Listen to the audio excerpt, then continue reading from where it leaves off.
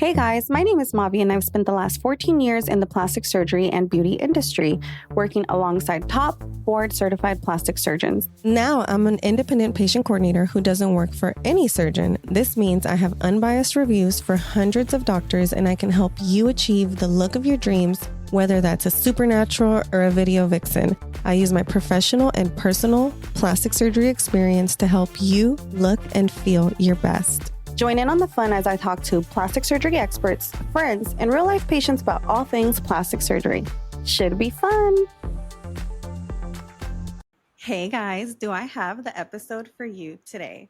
I'm super excited to have a very good friend, Dr. Raja Mohan from Dallas and here in Texas, a board certified plastic surgeon on the show today. Welcome, Dr. Mohan. Oh, thank you for having me today. I'm really excited to be on the show. Yay, me too. I'm super excited about the topic that we're going to be talking about today because we haven't covered it on the show before. And it's something that my girls are always asking me because once they get their mommy makeover, then they're like, hey, my husband wants some lipo too. My husband wants to do something too. Now I look good and he wants to look better too. So the topic for today is going to be male ab etching. And Dr. Mohan has a lot of experience with this, and he's really going to shed some light on what the process of a patient, a man, looking for male ab etching, what does that look like? So, Dr. Mohan, you're the expert. Why don't you tell us all about ab etching? Sure, absolutely. So it's one of the procedures that I specialize in. Um, I do all forms of cosmetic and aesthetic surgery. I have all types of patients, but I do have a fair number of men. And there's been an uptick in men wanting plastic surgery procedures, especially over the last 10 to 20 years. And one of the big things now is this concept of high definition, liposuction. So back in the day, I would say the traditional way of thinking about liposuction is let's just go in there, remove some fat. And I've been fortunate, very lucky to have mentors in South America like Dr. Hoyos. A lot of my friends who've been on the show have also trained and learned under him. And he is one of the pioneers, among many others, who came up with different techniques of liposuction to help define the muscles. And this applies to men and women. And so for men, you know, very, very few of us have a six pack. Very few are naturally born with it, or, we have to work for months or be a professional athlete.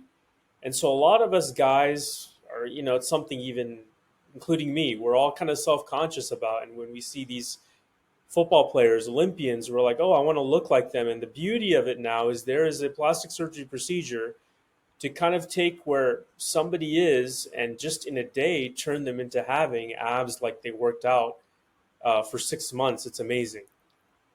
I have seen the pictures on your Instagram and I'm like, wow. And I've seen results in real life. So they look so good. So, what exactly is the difference between, for our audience, for educational purposes, Uh-huh. between high def and just regular liposuction? Is it because it's more targeted? Exactly. That's a great question. So when you think about liposuction, it's just a general term for going in there removing fat. But I think the concepts are changing. Liposuction in and of itself is a very difficult, challenging procedure. It is a form of sculpting. And so doing etching, doing high definition, it's about really sculpting that person's body and making them look like they have muscle definition and muscle tone through a surgical procedure. Back in the day when these techniques were when they originated and people were trying to figure out what to do, it looked very unnatural. And I think the main thing that I learned from it is you have to really look at the person's anatomy. There are many different types of orientations of the six pack or abdominal muscles or rectus muscles. And so, you know, every guy has a different configuration, different anatomy, and it really has to be marked out. And the way the liposuction is done, certain areas more is taken out, certain areas less is taken out. The whole goal is to highlight the natural contours of the abdomen or of the body. Beautiful. I also saw that something that you, this is a little unrelated, but you also do a lot of Pilates bodies. So tell us a little bit about Pilates bodies. So that's becoming a hot term this year. I think that women want the Pilates body or the ballet body, and you know, there's sort of a shift. I think a few years ago, a lot of people wanted to look like Kim Kardashian or J Lo. Now the trends are changing a little bit. I think especially among women in their 20s, the younger crowd. But anyway, uh, the whole thing about definition is there's varying levels of it. So high def to me is creating that bodybuilder fitness model kind of look. But I have a lot of female patients that say, I don't want to look like I have a six pack. I'm a mom. I want to look toned and slim. I want to look good in a bathing suit, but I don't want to go out there and people start wondering how in the world did you go from where you are to now looking like are a bodybuilder. So they want that slimmer tone look, and so it's I call it low def. So you've got high def, there's low def where I am creating definition and some lines but not taking it to that level. And my main goal, regardless of what I do, it's all about making things look natural, not like somebody was under the knife or had surgery.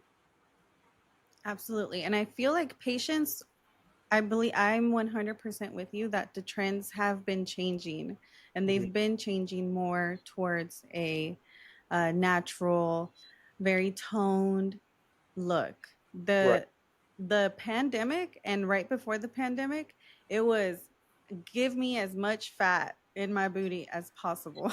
right. Yeah, that's very true.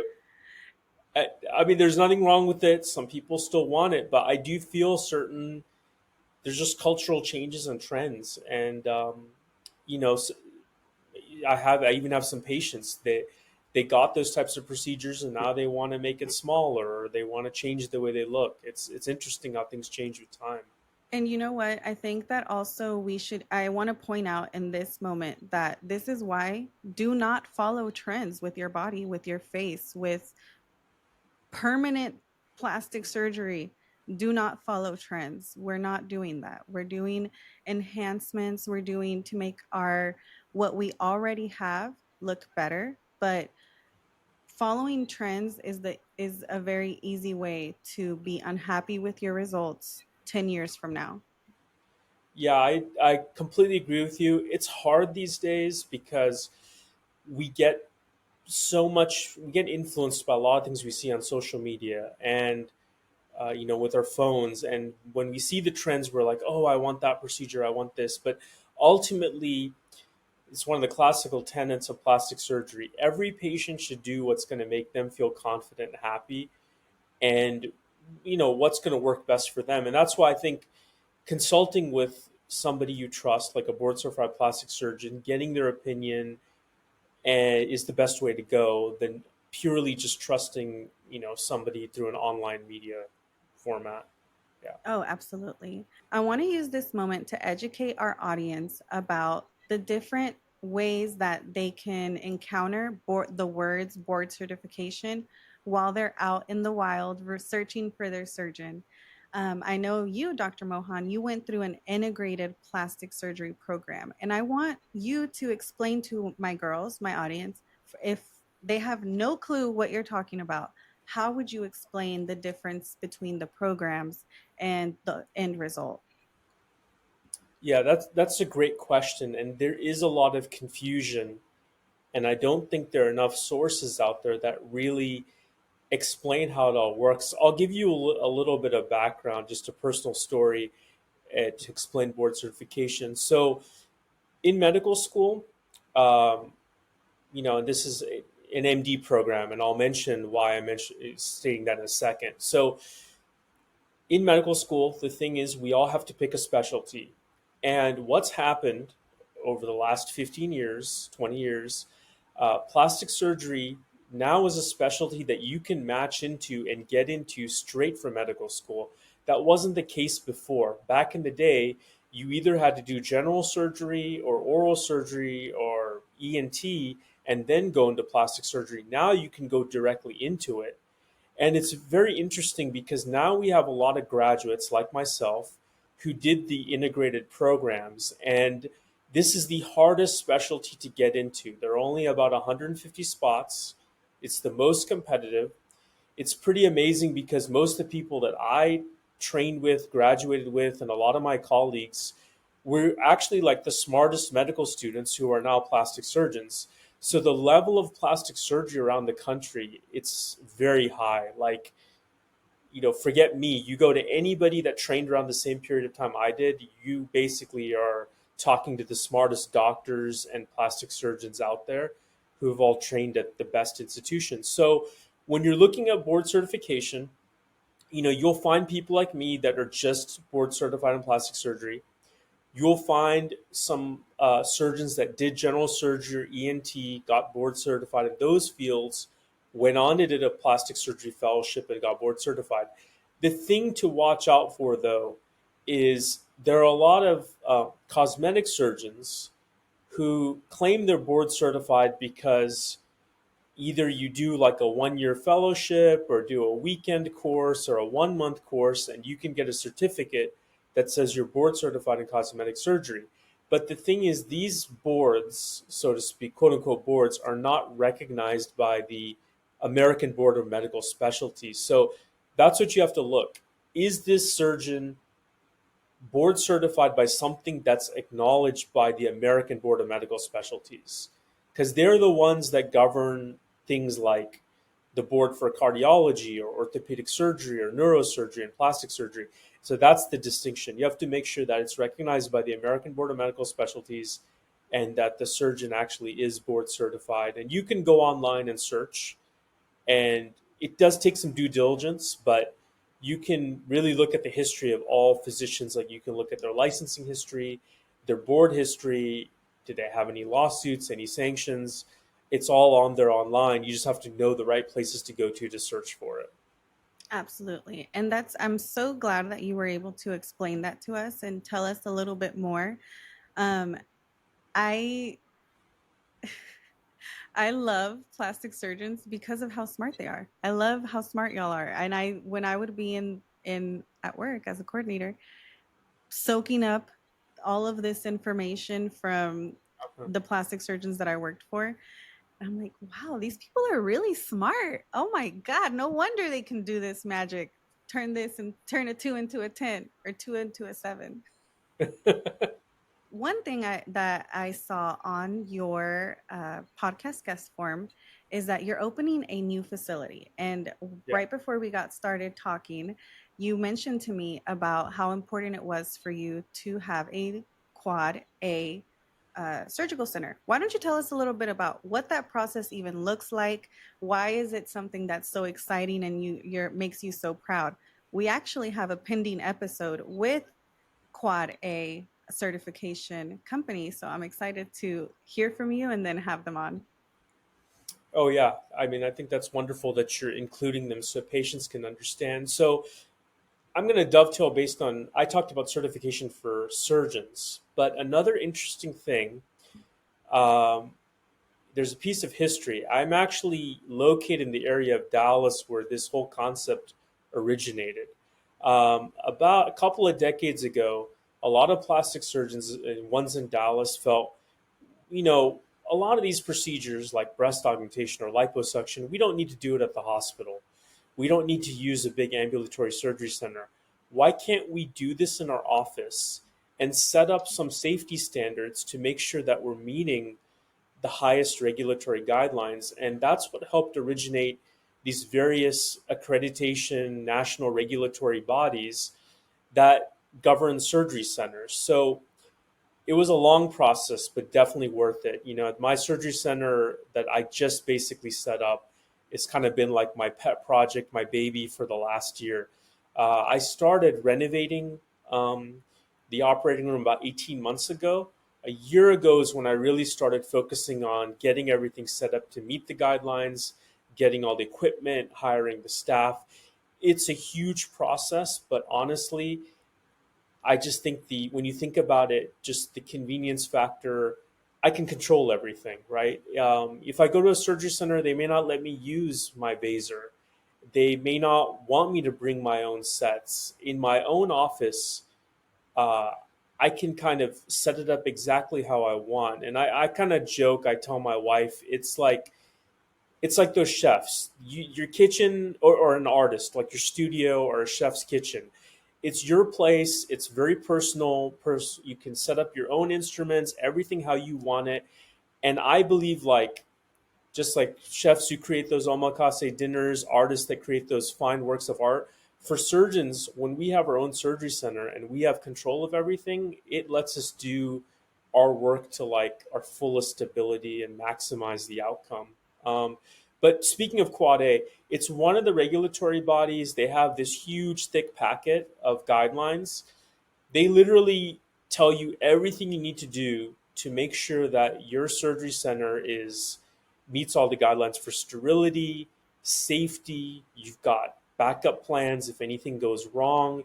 You have crash carts, all the medications you need. It's amazing. It's really well thought out, and it was a good exercise for me. There are a lot of things I learned I didn't know to make sure that I have a surgery center that meets all the safety standards so that I know, it's not just doing surgery, but I got to make sure that everything's done the right way and my patients recover. And anyway, like I said, it took a year. Right now, we're doing our first set of cases, and then I'm going to have an inspector come in and give us the formal, Stamp of certification. approval. Yeah, an inspection when the time comes. Yeah. Wow. So this is a very interesting topic to me because here in Houston, I've talked previously on episodes about how when I was a coordinator, I had a patient come to me for a consultation and I gave her my quote and she told me, "Oh, well, this quote is a lot higher than the quote that I got down the street Right. at this place with this guy." And I was like, okay, that's perfectly fine. Let me talk to her for a little bit. I said, let me talk to you. And I asked her, who is the surgeon that you got the quote from? And she was like, oh, it's this guy, blah blah blah blah blah. And I was like, thinking in my head, like, I've been in Houston for a long time. I know the surgeons around here. I don't recognize this guy.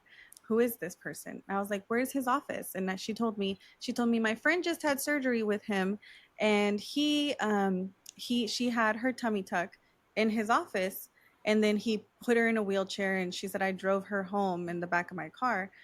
And the reason why I'm bringing this up is because that patient actually ended up having a massive infection, and it came out that the place was not quad A. It was not even, it was very underground. I think she Right. paid $5,000 for her tummy tuck. That's how Right. underground it was.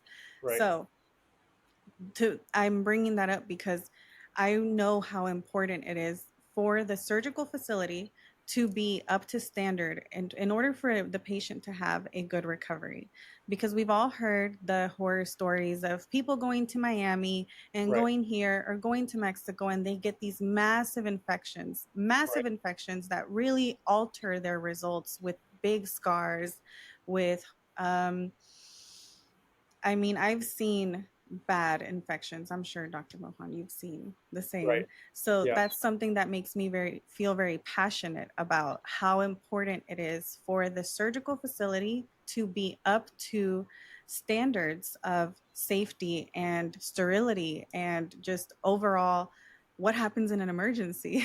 Right. Exactly. I mean, you bring up a lot of very, very important points and things for patients to think about. If we first think about cost or pricing, it's a very important consideration. But I think what I feel and what my staff lets people know, or in general, I don't think that should be the one factor that makes or breaks something. I think that if, as a patient, if you trust the surgeon, you like their results, and the quote or the price is kind of within your range, and even if it's a little bit higher, it may be worth it because in the long run, you pay a little bit more, but if you don't have complications and you're happy and everything looks good, it'll be worth it. If for the patients that do end up with a problem, it could result in more costs and more, not just financial burden, but even just Physical mental physical burden also, and that's scars. exactly, yeah. And some of these things, another thing that I think is important from what you brought up, Surgery, I believe, I spent years training. And I think the purpose of the training was to really understand how to handle every situation and every type of complication. Because to be honest, I could probably teach a high school student the steps of how to do a tummy tuck. I could. And if with 3 months, 6 months of training, that student could probably carry it out, be a technician, so to speak. But are they a surgeon? Do they know how to plan the procedure? Do they know how to vary depending on the patient? Can they handle the complications? I don't think so. That's why we all go through 8 to 10 years of training. It's to deal with every single possible problem that you might deal with. So, with that being said, I think that beyond just cost, when you're going to have a procedure, surgery is a big undertaking. You don't want to take chances or risks, uh, meaning you don't want to go to places that aren't accredited, or you don't. There are wonderful surgeons in Florida and abroad, but then you don't want to end up at a place where either the surgery center may not meet the high standards of sterility, or the surgeon may not be trained well or be accredited, because then you can run into major problems. And that's just, one thing that I tell anybody out there: be very cautious, because it's your body. And a lot of things with surgery are irreversible. Once you have it done, very difficult to fix it.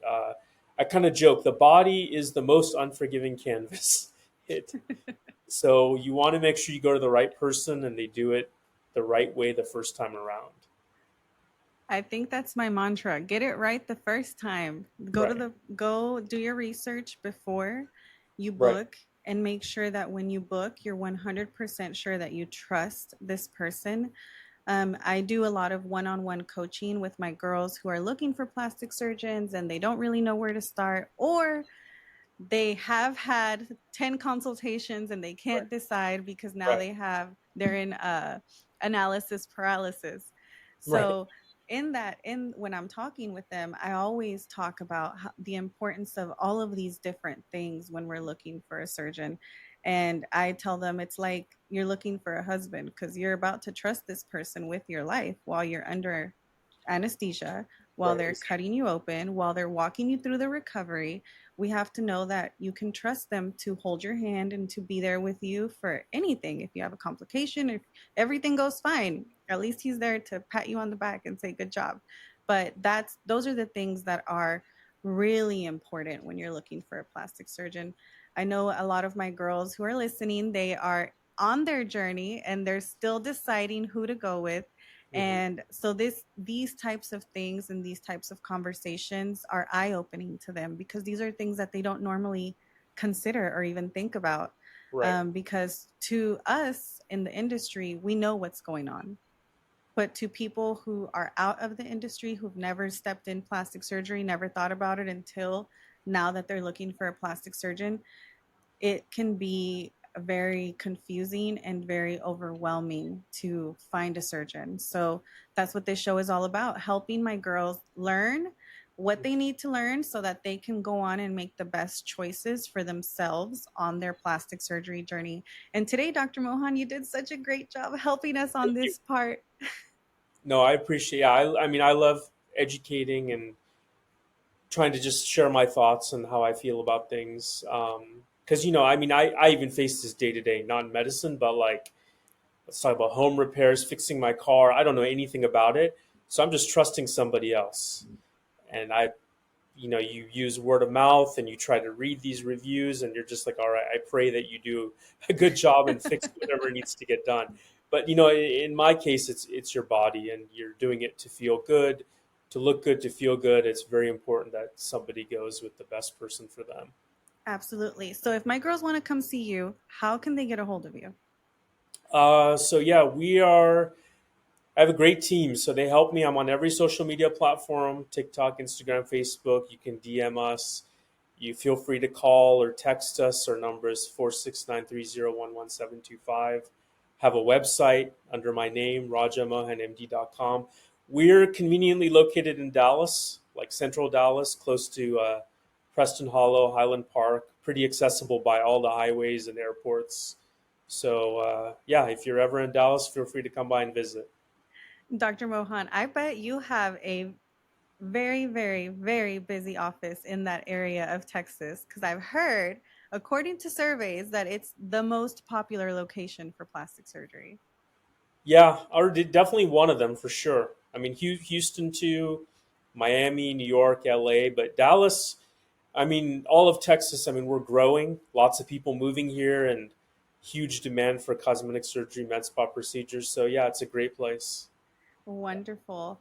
I'm so happy that you are on the show today, and I hope to have you on maybe after you've been in your surgery center for a year and you can tell us what you've gone through, what you're learning, the trials and tribulations, and how we can still continue to educate our audience, my girls, with more information, more personal stories, because they love a personal story. So do I. I love a personal story.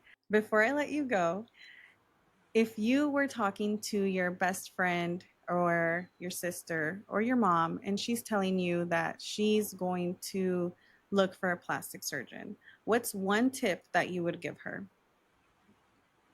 The I would say the main thing is definitely meet with the surgeon. Don't purely go based on what you're seeing online or what your friend says. Meet with them, very much like you said, like meeting a partner. Meet with them and ask them. Have a list of questions and ask them. This is what I want. Give them an idea of like a wish picture. Can you achieve this? Um, how many of these have you done? Are you board certified? Where you do these surgeries? Basically, just kind of do your due diligence and research to make sure that the surgeon's a right fit for you and they're going to be able to accomplish what you're looking for. But I think that it's you learn a lot when you actually go to the office, meet the surgeon, meet the staff, see the facility. That's when you really know and it clicks. Like, is this the place for me or not? Yeah. Before I let you go for real this time, I always ask my surgeons this one question. Uh-huh. Are you team drains or no drains for tummy tucks? I've I've gone all over the place. I've switched over to Team Drains now. Yeah, I'm team drains 100%. So yeah, I'm happy to hear that. yeah. I've tried it all, and I kind of know the pros and cons. But I like drains. I feel I get better outcomes with them. Yeah, Y'all heard it here, okay? So whoever's keeping count, how many of our surgeons have told us they're team drains and how many have told us team no drains? Because I ask every single surgeon and they all have a different answer. But the consensus, if I'm keeping count, is most of them use drains. And yeah, I've even had them tell me the exact same thing of I've tried drainless, but I come back to drains. yeah. I mean, I can tell you my reasoning. I was doing drainless, and I noticed a threshold. BMI above 25. I noticed there was maybe a subclinical seroma, like a really small seroma that developed, and a lot of my patients complained of residual swelling in the lower abdomen that never went away. And a lot of them I had to go back in and do more lipo or revise it. So for lower BMI, I've been able to get away with drainless where the result looks good. But across the board, whether low, high BMI, when I put the drains in, especially because now that I'm doing more vaser and high def liposuction and even that type of liposuction with tummy tucks, the results are way better. Because I don't know, any fluid that hangs around, it just creates some fibrosis, some inflammation, and that on table result, it never looks like that again. That's what I've noticed. Thank Yeah. you for being honest with us and telling us your experience because these are the things that help my girls make their decisions because sometimes and I've talked to hundreds who are stuck on the idea of they're scared of drains and they think that the drains are going to be hurtful or they're weird, they make them feel weird, Mhm. and they're looking for a plastic surgeon who won't use drains specifically. And I tell them like that's narrowing your choices, and drains in my opinion help you have a better recovery and a better result. So I'm happy to hear your personal experience and what you saw Yeah. in your practice so my girls can use that in their decision making. Sounds good. All right. You're Thank you so much, Dr. Mohan. And you welcome. guys, I'll see y'all next week. All right. Thank you.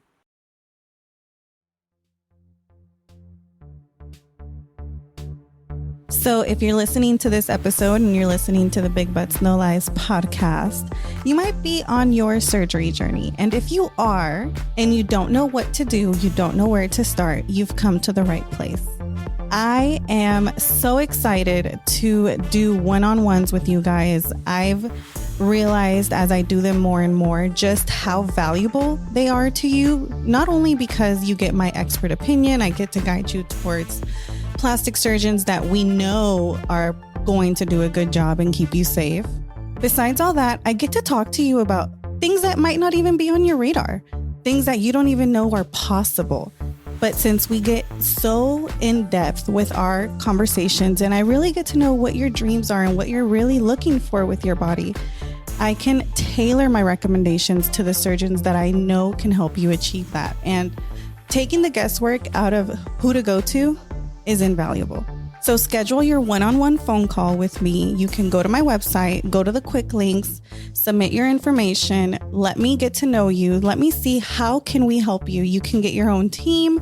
You guys, I have been working so hard behind the scenes to come up with a perfect way for you to have your plastic surgery and not only come out with beautiful incisions, but also feeling beautiful on the inside.